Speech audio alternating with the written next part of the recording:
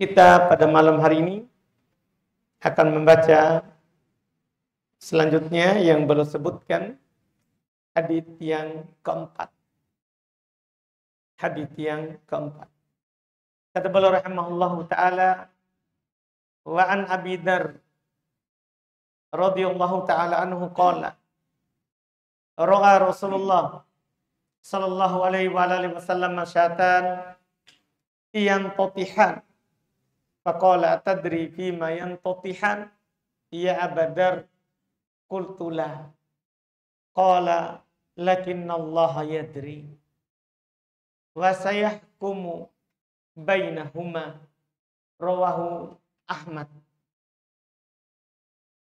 Ini hadits yang keempat yang beliau sebutkan masih dalam pembahasan ma'rifatullah, mengenal Allah. Kata beliau dari Abu Dzar radhiyallahu taala anhu qala, Rasulullah sallallahu alaihi wasallam melihat dua ekor kambing saling menanduk, yaitu berkelahi. Faqala, maka Rasulullah berkata, atadri fima yantotihan ya Aba Dzar, tahukah kamu kenapa kedua kambing itu berkelahi wahai Abu Dzar? Maka kata Abu Dzar, saya berkata tidak, saya tidak tahu. Karena kita tidak tahu tentunya bahasa binatang, apa yang terjadi pada mereka, kenapa mereka bisa berkelahi. Tapi Rasulullah SAW bersabda, lakinnallaha yadri. Akan tetapi Allah Maha mengetahui. Wa sayahkumu bainahuma, dan Allah akan menghukumi, memutuskan antara keduanya. Ini hadits kata beliau rawahu Ahmad, diriwayatkan oleh Imam Ahmad. Terkait dengan mengenal Allah, hadits ini menjelaskan kepada kita bahwa Allah itu mengetahui segala sesuatu, walaupun kita tidak tahu. Allah Maha mengetahuinya. Dan Allah akan menghukumi. Karena Allah tahu, tentunya bukan sekedar Allah tahu, tapi itu ada keharusannya. Itu Allah akan memberikan hukum, membalas yang berbuat baik dengan kebaikan, yang berbuat jahat dengan kejahatan. Dan di samping itu, hadits ini menunjukkan bahwa apa yang terjadi di alam ini, jangankan manusianya, hewan saja akan diberikan haknya. Kata Nabi sallallahu alaihi wasallam, la tu'addunnal huquqa ila ahliha yaumal qiyamah. Sungguh benar-benar hak itu akan diberikan kepada ahlinya, kepada pemiliknya pada hari kiamat. Hatta yuqada lisyatil jalha'i minasyatil qarna. Sampai seekor kambing yang menanduk kambing yang lain dan memutuskan, mematahkan tanduknya, itu akan dikisos. Itu akan dikisos. Ia ditunaikan haknya. Inilah Allah Subhanahu wa ta'ala yang Maha Adil, mengetahui segalanya dan menghukumi segala sesuatu sesuai dengan keadilan. Dan ini yang harus kita percaya. Ini yang harus kita percaya dari keimanan kita kepada Allah Subhanahu wa ta'ala. Iya, bahwa Allah Maha mengetahui segala sesuatu. Ditegaskan lagi di hadits yang kelima. Iya. Kata beliau, wa an Abi Hurairah radhiyallahu ta'ala anhu qala, anna Rasulullah sallallahu alaihi wasallam qara'a hadhil ayah. Bahwasanya Rasulullah sallallahu alaihi wasallam membaca ayat ini. Membaca ayat ini. Innallaha ya'murukum an tu'addul amanati ila ahliha.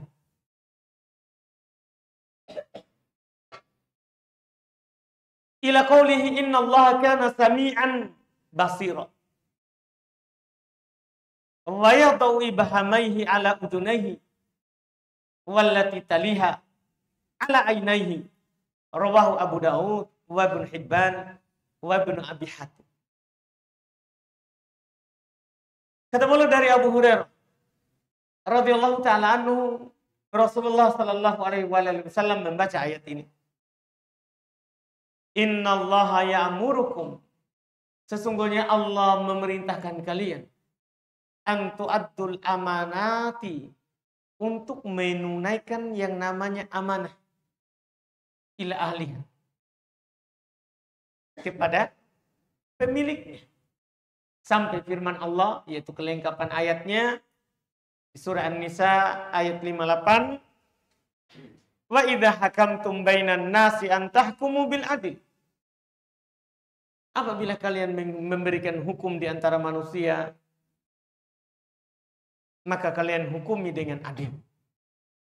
Innallaha na'imma ya'idukum bih. Sesungguhnya Allah sebaik-baik yang memberikan nasihat kepada kalian. Innallaha kana sami'an basira. Sesungguhnya Allah Subhanahu wa ta'ala adalah Maha mendengar lagi Maha melihat. Maha mendengar lagi Maha melihat. Ini untuk menegaskan hadits sebelumnya. Kata beliau riwayat Imam Abu Daud, Ibn Hibban, dan Ibn Abi Hatim. Iya. Allah bukan hanya mengetahui, tapi juga Allah mendengar. Dan Allah melihat. Dan ini sebenarnya bukan majas. Ini sebenarnya bukan majas. Artinya apa? Allah betul-betul punya pendengaran. Allah punya penglihatan. Bukan seperti yang dikatakan oleh sebagian orang, ini majas. Bukan. Ini nyata. Allah punya zat. Punya pendengaran. Punya penglihatan. Dan nyatanya, pendengaran Allah dan penglihatan Allah, sampai Nabi SAW menunjuk. Nabi menunjuk kepada telinga dan kedua matanya. Kata Abu Hurairah, wa yadau ibahamai. Nabi meletakkan kedua ibu jarinya. Ala udunai, di atas kedua telinganya. Wallati taliha ala ainai. Dan setelah ibu jarinya, itu jari telunjuk kepada kedua matanya. Yaitu Nabi menunjuk telinga dan kedua matanya seperti ini. Menunjukkan bahwa betul-betul Allah punya pendengaran, betul-betul Allah punya penglihatan. Allah punya pendengaran dan Allah punya penglihatan. Ini ya yang Nabi Shallallahu Alaihi Wasallam terangkan. Jadi ini untuk mengenal Allah, sembahan kita. Kita harus percaya dia Allah punya pendengaran. Allah tidak tuli.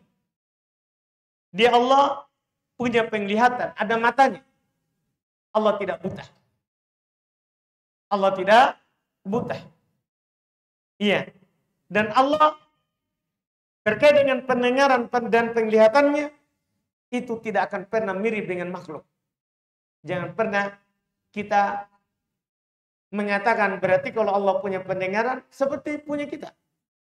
Kalau Allah punya penglihatan berarti seperti punya kita. Tidak. Karena Allah sudah bilang di Quran, laisa kamitslihi syai'. Tidak ada sesuatu apapun yang serupa dengan Allah. Tidak ada apapun. Iya, tidak ada sesuatu apapun yang serupa dengan Allah. Ini yang harus kita yakini. Jangan sampai kita pergi berkeyakinan Allah punya pendengaran dan kita pergi samakan pendengaran Allah dengan pendengaran kita. Tidak. Pendengaran Allah sesuai dengan keagungan dan kemuliaannya. Sementara pendengaran kita sesuai dengan kekurangan kita sebagai manusia yang penuh dengan kekurangan. Ini yang pokok yang beliau bawakan hadis ini terkait dengan mengenal Allah. Adapun awal hadis yang Nabi baca ayat Allah memerintahkan kita untuk memenuhi amanah, ini terkait dengan perkara lain.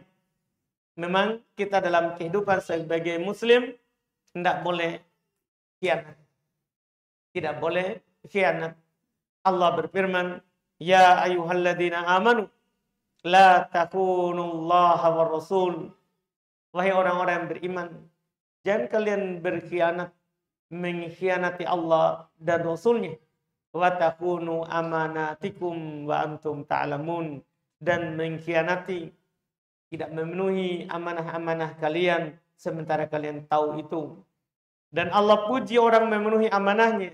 Kata Allah, walladzina hum li amanatihim wa ahdihim ra'un, ketika menjelaskan qad aflahal mu'minun, sungguh beruntung orang-orang yang beriman. Di antara sifat mereka adalah walladzina hum li amanatihim wa ahdihim ra'un. Mereka adalah orang-orang yang menjaga amanah-amanah mereka dan janji-janji mereka. Dan janji mereka. Ini yang beliau jelaskan di samping kita mengenal yang disampaikan dalam hadis ini terkait dengan mengenal Allah Subhanahu wa taala. Hadis ke-6 kata beliau, wa an Ibnu Umar radhiyallahu taala anhuma anna Rasulullah sallallahu alaihi wa alihi wasallam qala mafatihul ghaibi khamsun la ya'lamuha illallah la ya'lamu ma fi ghadin illallah wa la ya'lamu ma taghidul arham illallah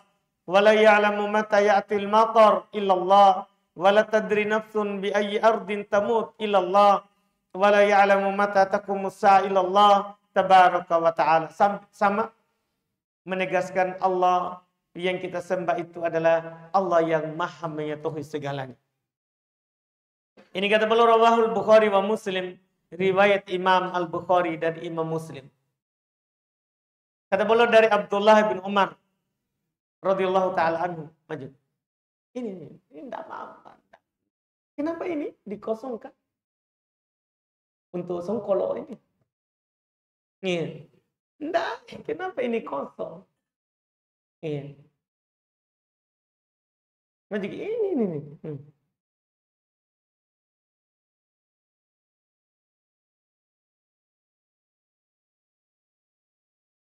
Jadi kata beliau rahimahullah dari Abdullah bin Umar radhiyallahu taala anhu beliau berkata, "Anna Rasulullah sallallahu alaihi wasallam qala," bahasanya Rasulullah sallallahu alaihi wasallam bersabda, mafatihul ghaibi khamsun. Perbendaharaan, kunci ilmu perkara gaib itu ada 5. Yang la ya'lamuha illallah. Tidak ada mengetahuinya kecuali Allah. Kalau ada yang mengaku tahu 5 perkara ini, berarti pertama dia menyamakan dirinya dengan Tuhan, dengan Allah, dan hukumnya kafir. Dia dibunuh secara hukum Islam karena murtad. Dia dibunuh secara hukum Islam karena murtad. Ya. Kata beliau, perbendaharaan kunci ilmu gaib itu ada 5 dan tidak ada mengetahui kecuali Allah. Apa itu? Yang pertama, la ya'lamu ma fi ghadin illallah. Ini yang pertama. Tidak ada mengetahui apa yang akan terjadi besok kecuali Allah. Tidak ada yang tahu apa yang terjadi besok kecuali Allah. Kalau ada yang bilang saya tahu apa yang akan terjadi besok, berarti ini menentang Allah. Itu yang pertama. Yang kedua, menentang Rasulullah. Karena Allah berfirman, innallaha indahu ilmus sa'ah. Sesungguhnya Allah di sisinya lah ilmu tentang hari kiamat. Wa yunazzilul ghaits.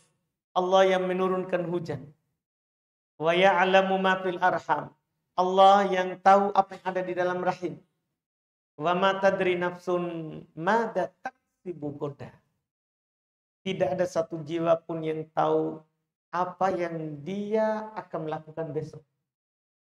Kita hanya bilang berencana. Besok insya Allah saya akan begini. Itu rencana. Bukan tahu. Dan Allah katakan, tidak ada satu jiwa pun yang tahu apa yang dia akan lakukan besok.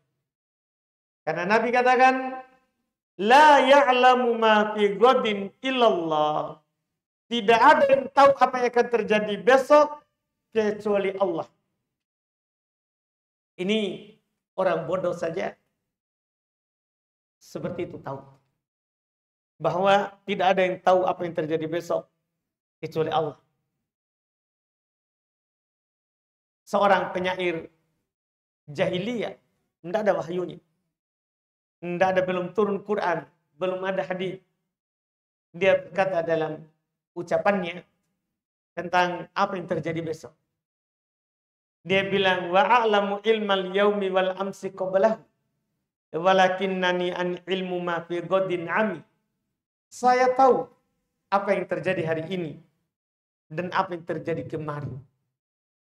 Jadi hari ini kita tahu, kan kita alami. Dan apa yang terjadi kemarin kita tahu, karena kita sudah lewati. Akan tetapi katanya tentang ilmu apa yang terjadi besok, saya tidak tahu. Ini orang masih bodoh. Makanya tidak ada orang yang mengaku tahu apa yang terjadi besok. Tidak ada. Kecuali orang yang sombong saja atau menandingi Allah dari tukang sihir. Para peramal yang meramal kejadian yang akan datang.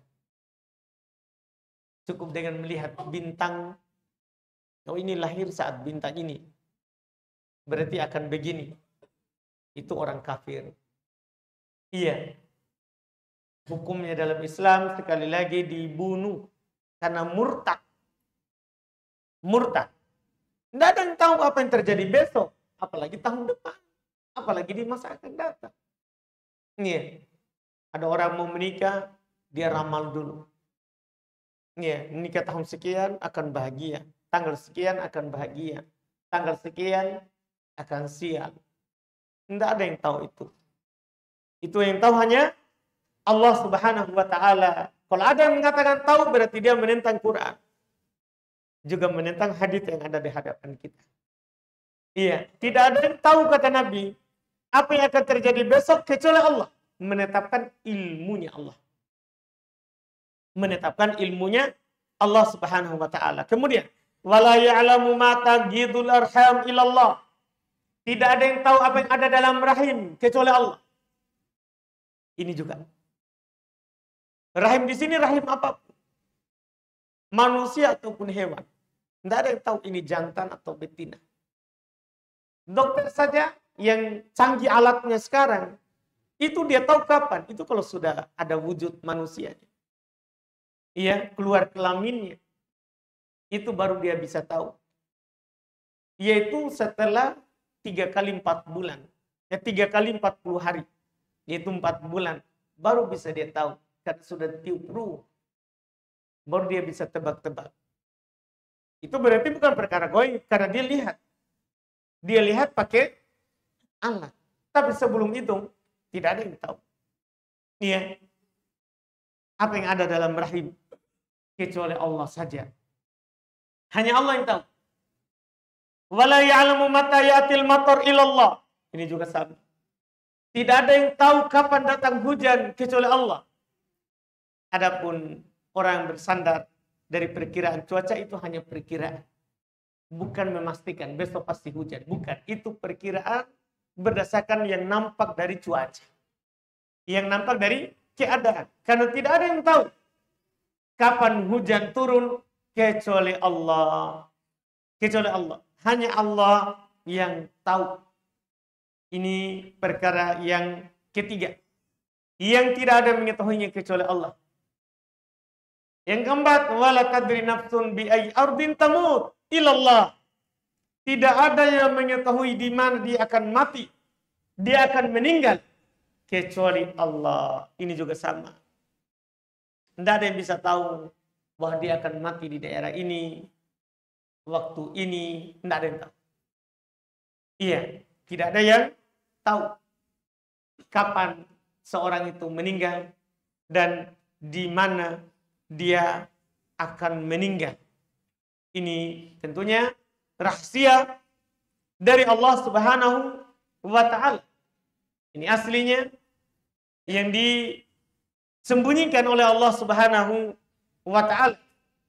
Yang kalau ada orang yang mengaku tahu kapan dia meninggal, di mana dia meninggal, oh ini sama juga kafir hukumnya. Itu bukan lagi muslim. Ini yang keempat. Yang kelima dan ini yang terakhir, dari yang tidak ada yang tahu kecuali Allah, wala ya'lamu mata taqumus saa'atu illallah. Tidak ada yang tahu kapan itu terjadi hari kiamat kecuali Allah. Kalau ini banyak sekali ayat. Karena masalah ini banyak sekali orang mengaku. Nabi kita Muhammad SAW ketika ditanya oleh Jibril, mata sa'ah, kapan hari kiamat? Kata Nabi, mal mas'ulu anha bi'alam minas sa'il. Tidaklah yang ditanya lebih tahu daripada yang bertanya. Artinya kita yang bertanya dan yang ditanya tidak sama sekali mengetahuinya. Karena Allah juga berfirman, yas'alunaka anis sa'ah. Mereka bertanya kepada kamu tentang hari kiamat. Ayyana mursaha, kapan terjadinya? Qul innama ilmuha inda rabbi. Katakanlah, ilmunya itu ada di sisi Rabb. Nabi disuruh bilang begitu. Sekarang ada orang-orang terlalu berani dari orang-orang sosiologi, ustadz akhir zaman. Iya, dia tahu umur dunia. Oh, dunia tinggal sekian. Dia hubung-hubungkan. Ini sudah lagi perang Gaza. Iya, hati-hati jangan sampai kalah. Itu akan hari kiamat. Iya. Nabi saja datang orang Arab pedalaman bilang, ya Rasulullah mata sa'ah, wahai Rasulullah kapan hari kiamat? Iya. Nabi katakan, ma'adatalaha, apa yang kamu siapkan? Bukan masalah hari kiamat itu kapan datang, tapi kamu siapkan untuk apa yang kamu siapkan. Tidak ada yang tahu hari kiamat itu kapan terjadi. Allah sendiri yang bilang begitu. Yas'alunaka anis sa'ah, mereka bertanya kepada kamu tentang hari kiamat, ayyana mursaha, kapan itu terjadinya? Qul innama ilmuha inda rabbi. Katakan, jawab, ilmunya di sisi Rabb. Harus kita beradab. Nabi saja jawab, itu hanya Allah yang tahu. Kita tidak boleh berani kita menjawab. Juga Allah berfirman, yas'alukan nasu anis sa'ah, sama. Manusia bertanya kepada kamu tentang hari kiamat. Qul innama ilmuha indallah. Katakan ilmunya itu ada di sisi Allah. Wa ma yudrika la'alla sa'ata takunu qariba. Iya. Ini hati-hati. Tahukah kamu boleh jadi hari kiamat itu sudah dekat? Iya kan? Kasih tahu saja. Bisa saja kiamat akan terjadi besok. Kan enggak ada yang tahu. Besok hari Jumat. Hari Jumat, hari yang terjadi padanya hari kiamat. Siapa yang tahu besok? Iya kan? Kalau kita berkata, kan masih ada orang yang mengatakan la ilaha illallah. Hari kiamat itu akan terjadi kalau sudah tidak ada lagi orang berkata la ilaha illallah. Yang mana kita tahu? Sebentar bertiup angin yang mewafatkan semua yang beriman. Setelah itu Allah angkat ilmu, Allah angkat Quran. Maka bangkitlah hari kiamat di orang yang tidak tahu apa-apa. Kita tidak ada yang tahu. Itu kan terjadinya semua di kuasanya Allah. Kenapa kita bisa katakan bahwa oh masih lama atau akan segera terjadi? Iya. Dulu perkiraannya 2000, ini sudah 2000 berapa? Kan begitu. 2020 berapa? Oh, 2024. Ini sudah lama sekali lagi. Enggak tahu kapan lagi perkiraan, 2030. Itu orang-orang. Dia sudah mati, itu yang ngomong sudah mati, kiamat belum terjadi. Iya kan? Kan ini terlalu paksakan. Tidak ada yang tahu hari kiamat. Kapan terjadinya. Nabi saja tidak tahu. Nabi saja tidak tahu. Makanya Allah Subhanahu wa taala tegaskan tadi, innallaha indahu ilmu sa'ah. Sesungguhnya Allah di sisinya lah ilmu tentang hari kiamat itu. Ini 5 perkara yang semuanya menetapkan Allah mengetahuinya. Allah yang kita sembah punya ilmu. Yang kita mau lakukan besok, itu Allah tahu. Apa yang kita lakukan besok. Dan kalau kita lakukan, bagaimana terjadinya. Itu juga Allah tahu rinciannya. Bagaimana terjadinya. Dan kalau jadi, apa yang akan terjadi pada kita yang melakukannya. Allah tahu rinciannya. Kita tidak tahu. Ini menetapkan ilmunya Allah Subhanahu wa taala yang meliputi segala sesuatu. Ini sekali lagi menetapkan Allah tahu apa yang gaib dari manusia dan apa yang nampak. Dan apa yang nampak. Iya, yang terbisik dalam diri kita dan yang kita nampakkan.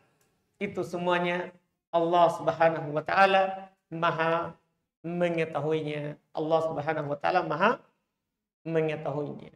Kita cukupkan dengan hadits yang ke-6 itu. Semoga bermanfaat. Insyaallah kita akan baca lagi lanjut pertemuan berikutnya hadits yang ke-7. Kalau ada pertanyaan, silakan.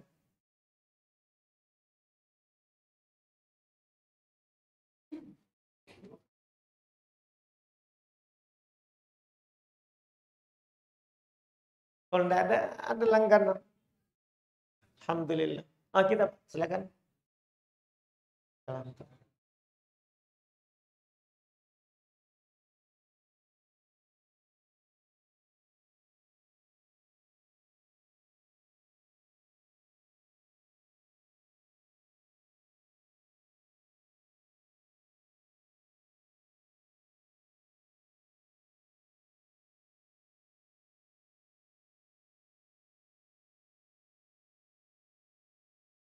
Ada.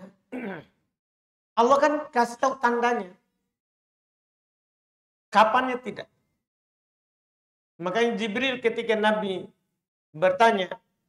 Jibril bertanya kepada Nabi, mata saat kapan hari kiamat? Tidak ada yang tahu. Maka Jibril ganti pertanyaan. Akhbirni an amarotiha. Kabarkan kepada saya tentang tandanya. Apa tandanya? Nabi sebutkanlah tandanya. Di antaranya antara nas, kamu lihat manusia, ura, huba, ri'a asya, yatatawaluna fil bunyan. Kamu melihat orang tadinya telanjang, tidak beralas kaki kalau jalan, tidak punya pakaian, tidak beralas kaki, pengembala kambing. Setelah itu mereka berlomba-lomba dalam membangun gedung-gedung tinggi. Artinya semua orang sudah mulai kaya. Tidak lagi miskin. Itu kalau kamu melihat itu tandanya. Terus juga di antara tandanya, antalidal amatu rabbataha. Kamu melihat seorang budak melahirkan tuannya. Artinya banyaknya kedurhakaan di akhir zaman. Sehingga kadang anak memperlakukan orang tuanya seperti budak. Oh, itu tanda hari kiamat. Itu tanda hari kiamat. Jadi Allah kasih tahu tandanya. Tapi Allah tidak memastikan kapan. Tidak bisa kita pastikan. Karena bisa saja kedurhakaan banyak di suatu daerah, di daerah lain tidak. Di daerah lain tidak. Seperti itu, Pak. Tapi ini ciri-ciri. Itu tanda kecil namanya, Pak. Terus Allah juga sudah sebutkan tanda besarnya. Kalau sudah keluar nanti Ya'juj dan Ma'juj, kaum yang dikurung sudah lama sekali oleh Dzulqarnain. kaum yang melakukan perusakan di atas muka bumi, dikurung oleh Dzulqarnain sampai sekarang ini belum keluar. Kita tidak tahu di mana dia. Di mana dia tempatnya. Tapi nanti akan dikeluarkan, akan roboh itu temboknya. Akan roboh dan dia akan keluar. Itu ciri hari kiamat. Itu ciri nanti hari kiamat. Akan keluar Dajjal. Akan turun Nabi Isa. Itu semua ciri besar, tanda besarnya. Matahari akan terbit dari tempat terbenamnya. Itu ciri-ciri besarnya. Quran diangkat dari dada-dadanya manusia. Ciri besar. Akan keluar hewan besar yang bisa berbicara kepada manusia. Itu tanda besar. Kan tanda hari kiamat ada tanda kecil, ada tanda besar. Sana Pak sudah ada buku terkarang Asyratus Sa'ah. Tanda-tanda hari kiamat. Berdasarkan hadis. Jadi tandanya ada Pak. Kalau kapannya, tidak ada. Tidak bisa kita tentukan tahun, bulan. Tidak bisa. Tapi tandanya ada. Seperti itu Pak.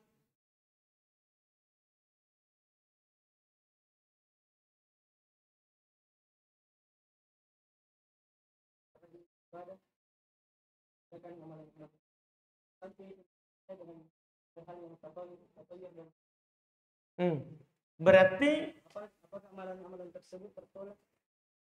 Baik. Pertama, kalau ada orang rajin beramal tapi percaya khurafat, itu menunjukkan berarti salah dalam dia belajar. Seharusnya belajar dulu tentang keyakinan. Karena amalan yang tidak dibangun di atas keyakinan percuma.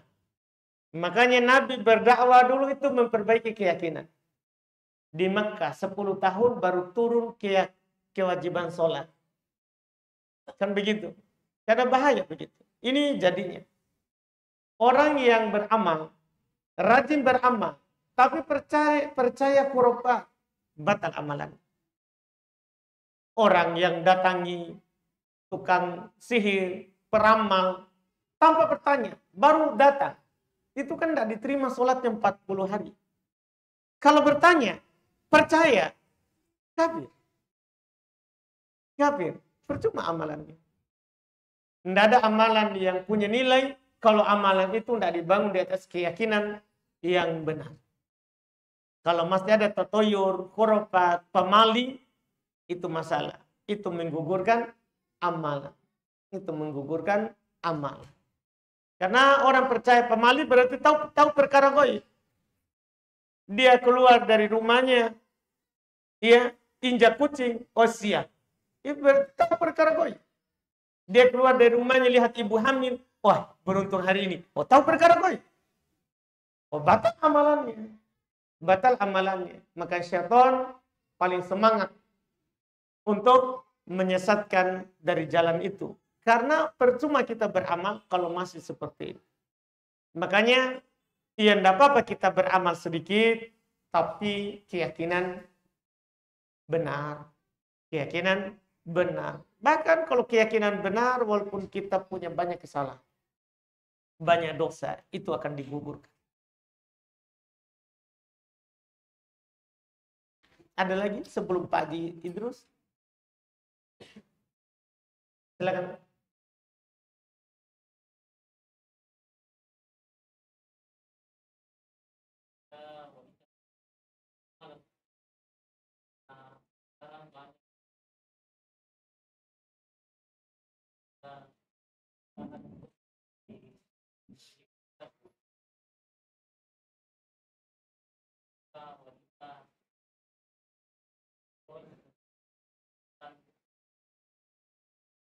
Jadi apa yang kelihatan?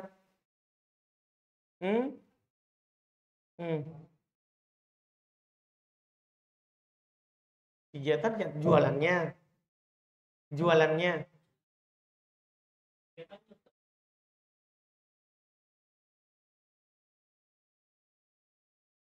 Oh, berarti bukan jualan. Enggak boleh. Nanti lama-lama dia akan muncul wajahnya. Ketika nanti lebih banyak pengikutnya, maka pengikutnya nanti akan ada saatnya dia penasaran. Iya, dan disitulah muncul nanti syaitan menyesatkan orang sedikit-sedikit. Jelas batasan Allah itu tidak boleh dilanggar. Tidak boleh dilanggar. Perempuan itu aurat. Al-mar'atu aurah, kata Nabi, perempuan itu aurat. Semuanya. Tanpa terkecuali. Semua aurat. Tapi wajib dia buka mukanya saat sholat. Seperti itu Pak Haji Husni. Iya. Kalau saya kira tadi untuk jualan, ya orang menjual pasti kan diiklankan barang tentunya tidak bersuara lembut. Tapi kalau dia posting, wah itu akan bersuara lembut. Kan tidak ada orang mau nonton kalau suaranya galak-galak. Sementara di Quran kita seorang perempuan tidak boleh dia bersuara lembut. Kalau dalam amalah biasa itu tidak boleh. Itu tidak dibolehkan. Iya, hati-hati kalau perempuan. Karena kalau dia bermudahan seperti itu, ya apalagi hati juga perempuan itu lemah. Nanti ada orang yang kasih berapa love, mulai hatinya di situ. Akhirnya nanti dijapri, Masya Allah cantik suaranya, tahu mukanya juga cantik. Bisakah? Pertama hanya sedikit. Ya, tangan dulu dipoto. Itu mau kita lihat. Lama-lama sudah. Begitu. Apalagi belum menikah. Sudah menikah pun bahaya. Iya, banyak perselingkuhan sekarang lewat media. Asalnya dari media ke hotel. Banyak. Antum mungkin tidak tahu. Tapi kita tahu banyak. Iya. Kita tahu banyak orang yang seperti itu. Bahkan sudah menikah laki-lakinya. Perempuannya sudah menikah. Tapi begitulah media. Begitulah media. Jangan bermudahan. Suara perempuan itu tidak boleh. Disebutkan di Quran. Kita bisa baca. Ya, surat Al-Ahzab. Ayat 32. Ya, kata ini istrinya Nabi saja Allah katakan begitu. Ya nisa'an nabi lastunna ka ahadin minan nisa ini taqaitunna. Wahai istri Nabi, kamu tidaklah seperti wanita lain jika kamu bertakwa. Ini istri Nabi diingatkan, jelas-jelas orang baik. Karena pilihan Allah untuk menemani nabinya. Wahai istri Nabi, kamu sekali-sekali tidak seperti wanita lain. Jika kamu bertakwa, itu syaratnya. Kalau kamu bertakwa. Terus setelahnya, ini yang saya mau sampaikan. Fala takhda'na bil qawli fayatama'alladhi fi qalbihi maradun.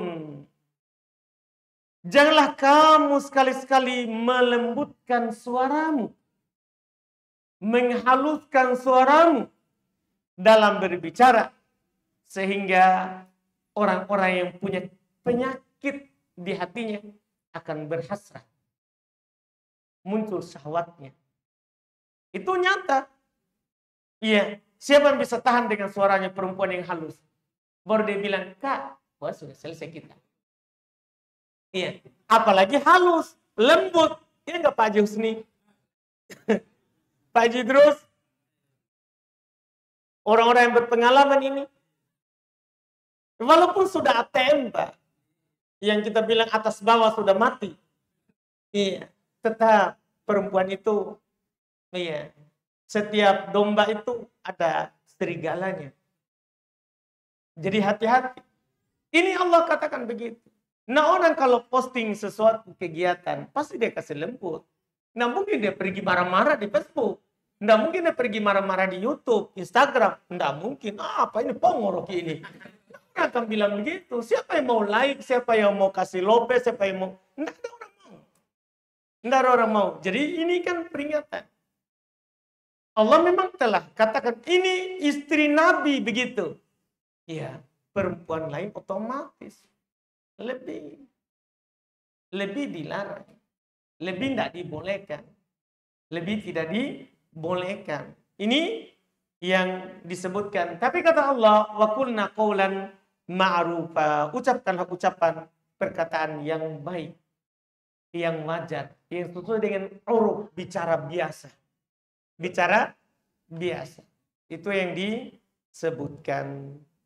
Itu fitnah sekarang orang yang masuk di media sosial.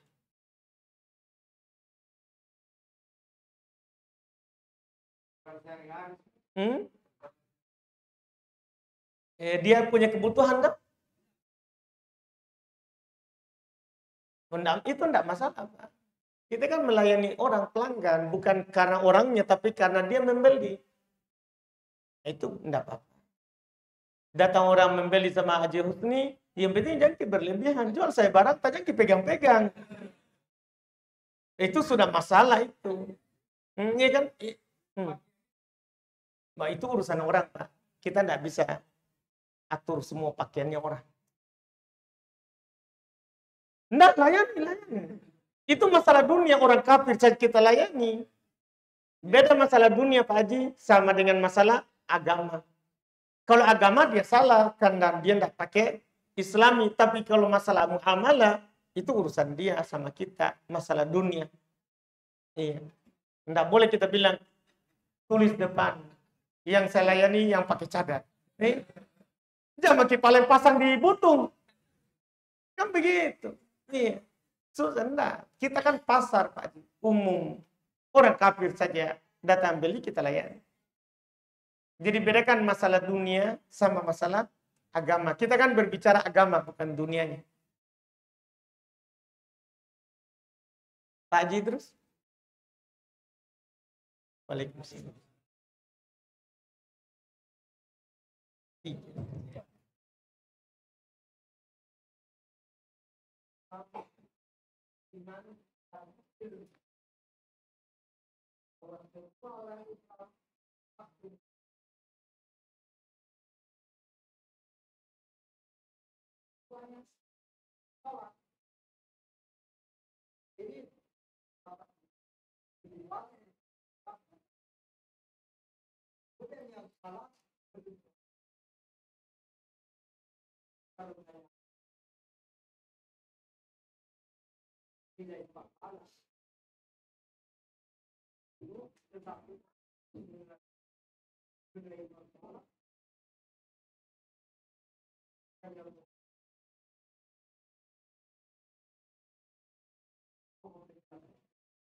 Samakah?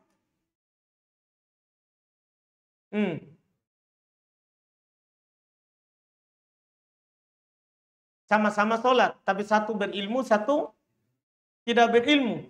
Oh, enggak sama. Enggak akan pernah sama. Kalau itu pertanyaannya, itu tidak akan pernah sama. Allah bertanya seperti itu, Pak Haji, tapi kita sebenarnya Allah enggak jawab. Tapi kita bisa jawab. Saya ambil contoh supaya kita punya ilmu. Ya, Allah Subhanahu Wa Taala bertanya kepada kita. Pertama, supaya kita paham. Di surat Al-An'am, Allah berkata, Allah berfirman, Kul, katakan wahai Muhammad, hal yastawil a'ma wal basir, itu dulu. Apakah sama orang buta sama yang melihat?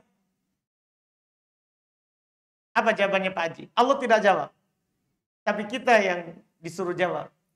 Sama enggak Pak Haji orang yang bisa melihat sama yang buta? Enggak sama. Nah, setelahnya lagi. Allah Subhanahu Wa Ta'ala juga sama. Bertanya. Iya. Hal tastawi ad-dhulumati wan nur di surat Ar-Ra'd. Apakah sama kalau yang gelap sama ada cahaya? Allah tidak jawab, kita sendiri jawab juga. Ini kan pertanyaan dari Allah. Karena akal kita akan menjawab tidak. Jadi apakah sama antara kegelapan dan cahaya? Kita akan jawab, tidak sama. Terus Allah lagi bertanya, hal yastawi huwa wa man ya'muru bil adli wa huwa ala siratim mustaqim? Apakah sama orang yang dolim dengan orang yang selalu mengajak kepada keadilan dan berada di atas jalan yang lurus? Sama enggak orang dolim sama orang yang selalu mengajak kepada adil? Jawaban kita tidak akan sama. Terus sekarang yang kita maukan ini tentang pertanyaan kita di surat Az-Zumar. Kul, katakan wahai Muhammad, hal yastawil ladina ya'lamun wal ladina la ya'lamun? Katakan wahai Muhammad, apakah sama kalau begitu orang yang punya ilmu dengan orang yang tidak punya? Itulah perumpamaannya, Pak. Orang punya ilmu sama tidak seperti gelap cahaya. Seperti tadi perumpamaan sebelumnya, yang adil dengan yang dolim. Seperti yang bisa melihat sama yang buta. Begitu kita anunya. Perbandingannya.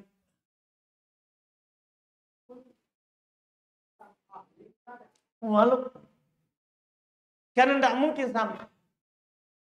Seperti itu.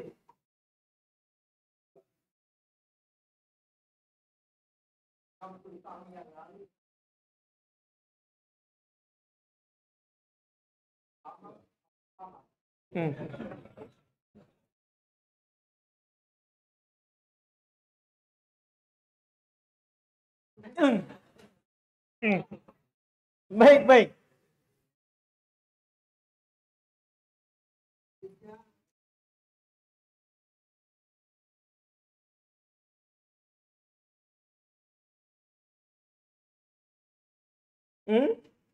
Apa, Pak?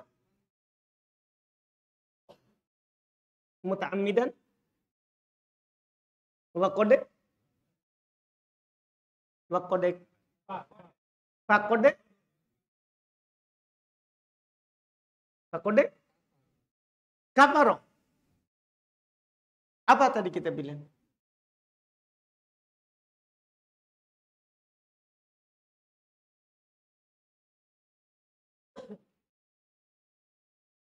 Baik. Baik, alhamdulillah. Iya. Kalau hadis yang kita bilang itu hadis sahih. Karena orang meninggalkan sholat, batal amalannya, kafir. Sebenarnya yang saya tanya Aji tadi, apakah faqad habitu amaluhu atau kafar? Kayaknya habitu amaluhu, telah batal amalannya juga.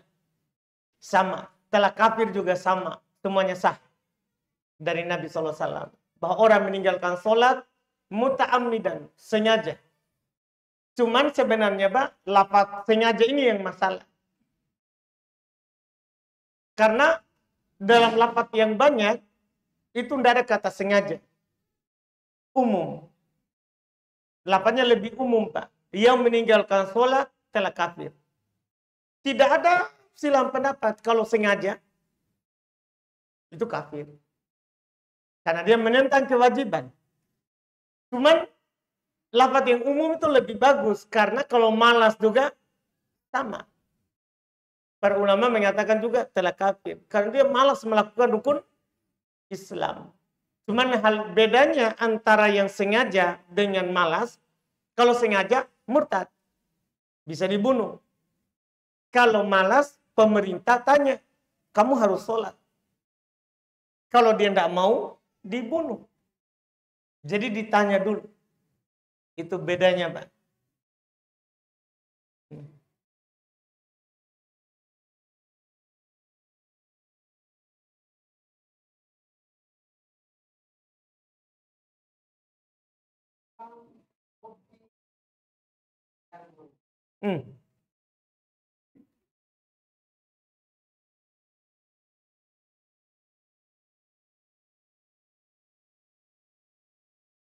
Dengan taruh.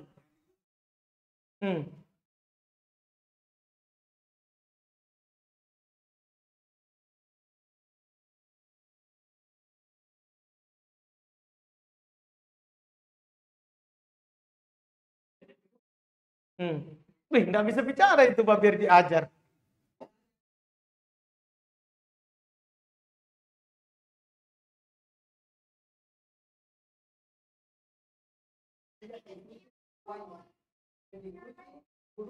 Oh bahaya. No,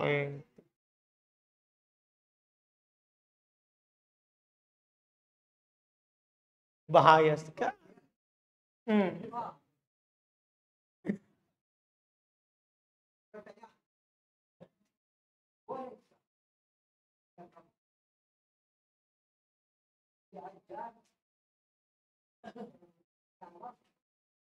Hmm. Kalau masalah boleh, boleh. Boleh kita ajar hewan anjing untuk berburu kalau dia dipakai berburu. Burung elang diajar untuk berburu. Boleh. Burung yang lain juga. Ya, cuman masalah tadi itu yang kita sebut. Berarti bukan dia yang ajar itu yang bersiul. Kalau itu enggak boleh. Masa dia kasih lihat burungnya ke burung? Enggak boleh. Nanti bisa burung makan burung. Kalau itu enggak boleh Pak Haji. Alhamdulillah. Kalau mengajarkan burung, boleh. Mubah saja. Mubah saja. Alhamdulillah. Baik. Kita cukupkan. Alhamdulillah. Subhanallah. Hamdik. Asyhadu an la ilaha illa anta astaghfiruka wa atubu ilaik. Assalamualaikum warahmatullahi wabarakatuh.